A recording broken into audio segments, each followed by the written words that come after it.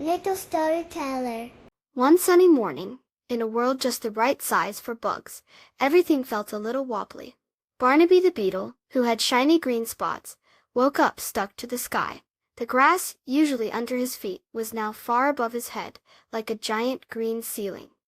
Oh my, he buzzed, his little legs kicking in the air. Down below, on what used to be the ground, and was now the sky, a line of busy ants wobbled. These weren't just any ants. This was Annie the ant's family. Annie was small but very brave. "Careful, everyone," she called. "The ground is up today." Her family held onto the bumpy sidewalk, trying to walk upside down. It felt very strange. Nearby, on a big round flower that now hung like a lamp, lived a spider named Silas. Silas had 8 long fuzzy legs and usually built beautiful sticky webs to catch his dinner. But today, his web was pointing down into the empty sky. "Where did the world go?" he mumbled, his many eyes blinking in confusion. He tried to climb, but the flower petals felt slippery upside down. Barnaby the beetle saw Annie's family struggling on the ceiling sidewalk. He wanted to help. Carefully he fluttered his tiny wings, which were usually just for short hops. Today, they felt stronger.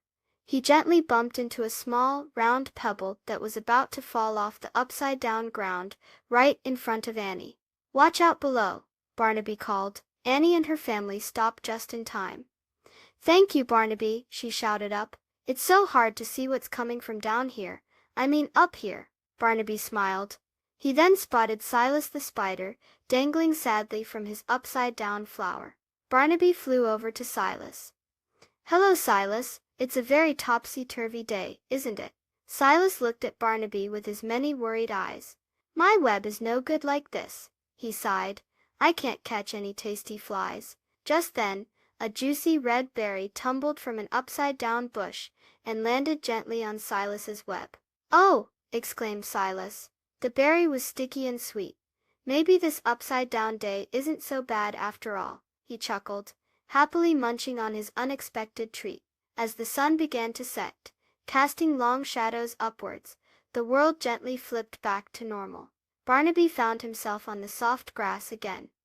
Annie's family was marching happily on the sidewalk. Silas was back on his flower, rebuilding his web, which now pointed the right way. They all smiled at each other. Even though the day was topsy-turvy, they learned that helping friends is always right side up. The next day, Annie and her family found a big crumb of cake. It was too big for one ant to carry. Barnaby flew down and Silas carefully climbed over. Together, pushing and pulling, they moved the crumb back to Annie's home. It's always easier when you work as a team. Please subscribe. Thank you.